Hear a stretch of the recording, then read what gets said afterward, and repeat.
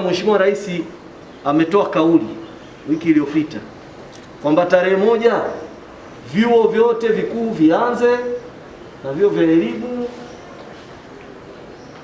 na high schools kwa maana ya kidato cha 5 na cha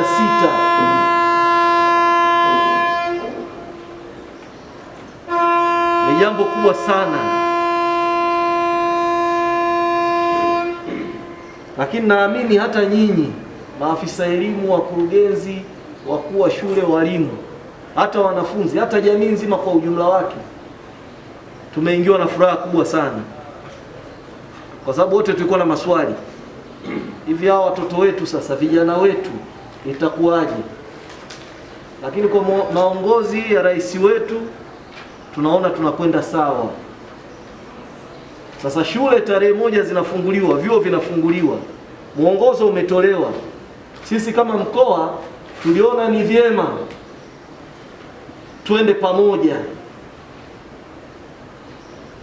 kwa sababu kwa sasa vijana na watoto wanarudi shuleni. Sisi tunaosimamia hizi taasisi tusipokuwa na uelewa wa pamoja, tukafanya vitu vinavyoendana na tukashirikiana kwenye kutoa taarifa na usimamizi na uratibu, inawezekana hii nia njema ya rais wetu, nia njema ya nchi yetu, kwamba lazima sekta hizi nyeti na muhimu ziendelee kufanya kazi ili uchumi wa nchi uendelee, maisha ya wananchi yaendelee, inawezekana ndio ikaleta matatizo. Kwa tuna wajibu mkubwa, haswa wakuu wa shule, maafisa elimu, timu za afya, wakurugenzi, hata sisi mkoani tuna kazi kubwa sana.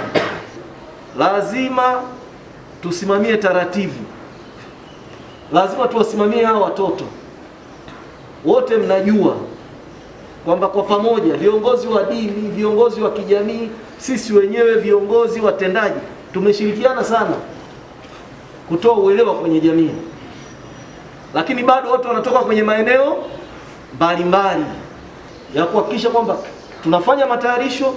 Leo tarehe 27, bado tuna siku 3, tunategemea tarehe 30 na tarehe 31 tuwe tunapokea watoto na vijana kwenye vyuo.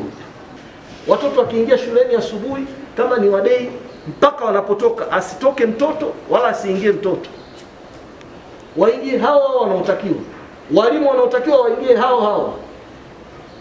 Lakini lazima wakuu wa shule, wakurugenzi, turatibu na maafisa elimu, shule zote zipate vile vipima joto, thermometer zile zipate, kwa kuanzia zipate hivyo vipima joto.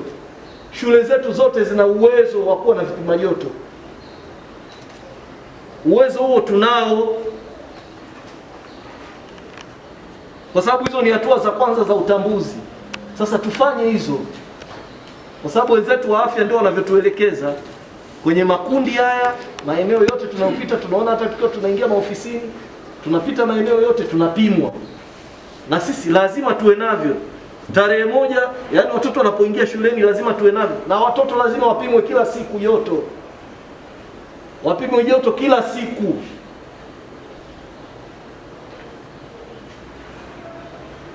Na watumishi wote, sio watoto tu, walimu na watumishi wengine wapimwe.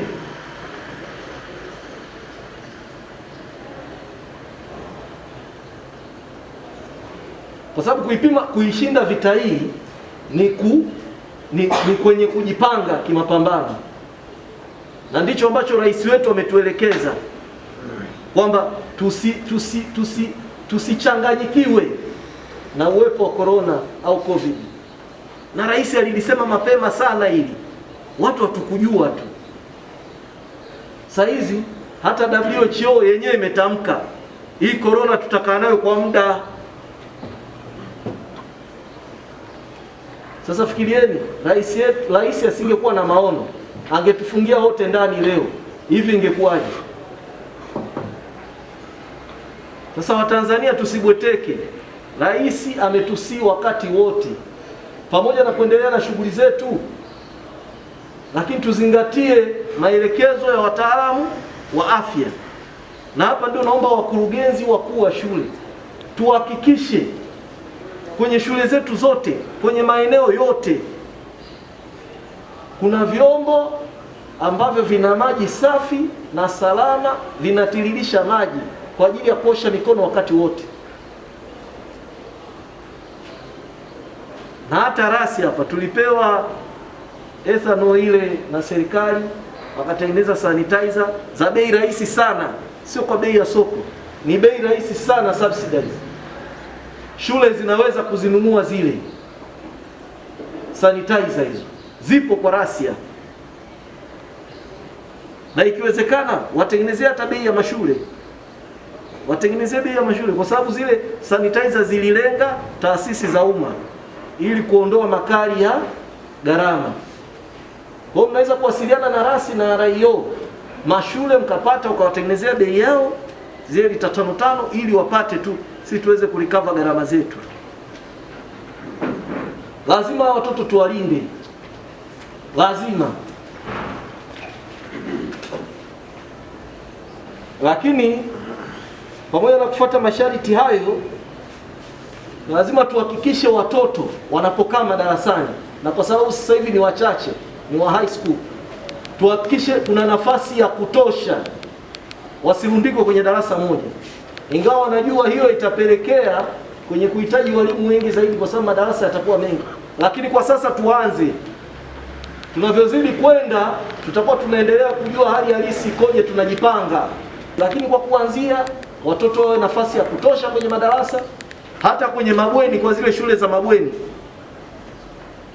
waingie hata kwenye mabweni ya vidato vingine, ili kuwa na nafasi ya kutosha, tusije tukaanzisha maambukizi kwa uzembe.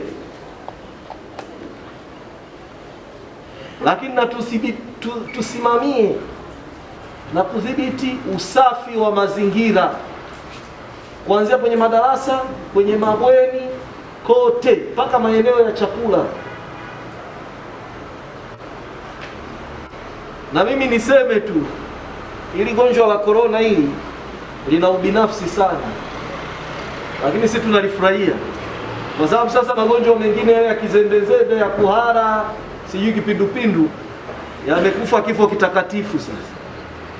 Kwa maana yake tabia hii ya usafi tukiisimamia vizuri, maana yake tunaingia kwenye kutokomeza na magonjwa mengine yaliyokuwa yanatusumbua hata kwenye mashule.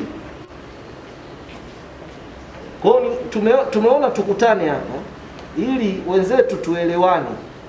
Vile vile tumeona yameongezwa saa 2 zimeongezwa kwenye masomo.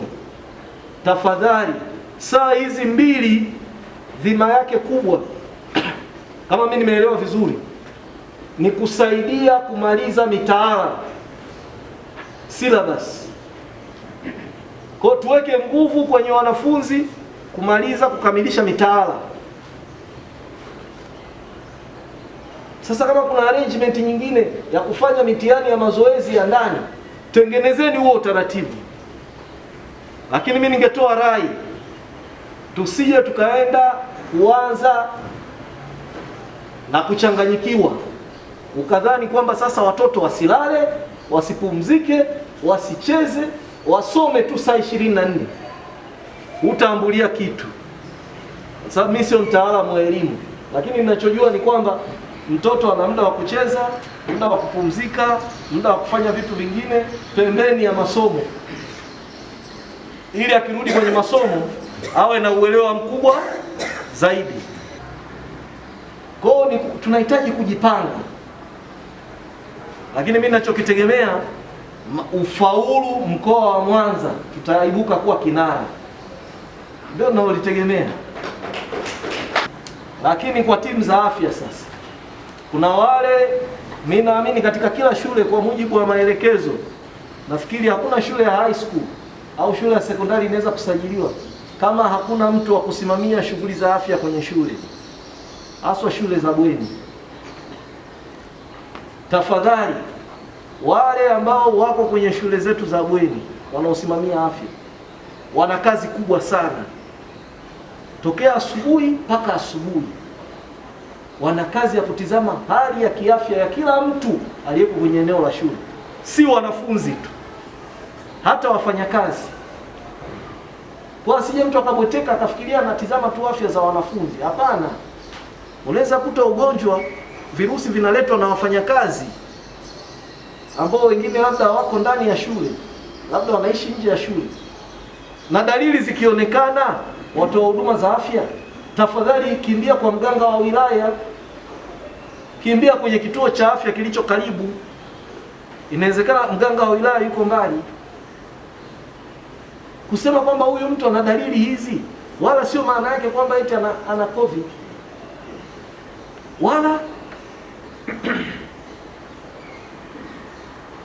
kwa twendeni tuwaelimishe watu wetu, lakini tutoe elimu ambayo inatia moyo watu waweze kupambana. Rais alisema uoga, taharuki ni ugonjwa mbaya zaidi kuliko hata hiyo virusi vya corona na COVID yenyewe.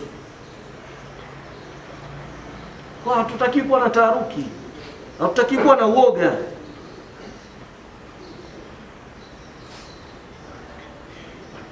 Kwa ndugu zangu, ni waombe twendeni tukasimamie. Mwongozo umetolewa, watu wa afya wako hapa, twendeni tukafanye kazi. Corona ipo, virusi vipo, COVID yenyewe ipo, lakini lazima maisha yaendelee. Tuchape kazi, tuendelee kupambana. Hakuna haja ya mtu kutekisika wala kuweseka. Ningeomba nikufahamishe kwamba kama mkoa tumejipanga kwa ajili ya kutoa vifaa vya kuanzia kwa shule za binafsi tulizonazo 18 hapa mkoani, lakini pia tuna shule za A level za serikali ziko 19 na tunavyo vyuo vya walimu viwili.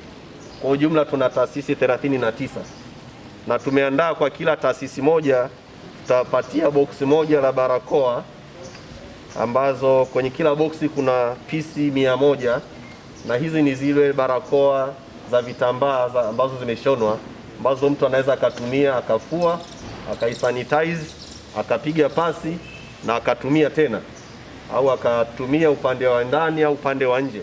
Kwa hiyo ina advantage ya kutumia pande zote. Lakini pia kila shule au kila chuo, kwa maana kila taasisi, tutapatia galoni 2 za sanitizer zenye kapasiti ya lita 10 kwa kila shule, na pia tutapatia seti moja ya vifaa hivi vya kunawia mikono kwa maji tiririka. Kwa hiyo naomba nikukaribishe rasmi uweze kutoa au kukabidhi vifaa hivyo. Baada ya hapo kila mkurugenzi atapokea vifaa hivyo sasa kwa ajili ya kuviwasilisha kwenye shule zake. Karibu sana. Wewe ndio mkuu wa shule ya ngapi?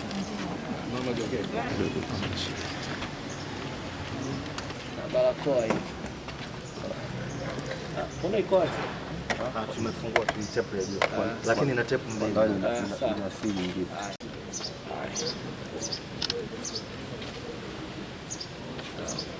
Kwa tunachotegemea sasa, kila shule, kila kwenye kuingia kwenye bweni tukute ndoo ya maji yanayotiririka yenye sabuni. Kila kwenye kuingia kwenye darasa tukute, staff room tukute, kwenye bwalo tukute. Sawa jamani? Na maeneo mengine ambako nafikiri kuna interaction, kwenye geti la shule tukute. Sawa jamani? Kwa hiyo haya ni maelekezo tunatoa sisi kama maelekezo ya Mheshimiwa Rais. Tunatekeleza maelekezo ya Mheshimiwa Rais, tumuunge mkono, tukasimamie watoto wasome, wapate elimu bora, ndio wanaotegemewa kwa taifa letu.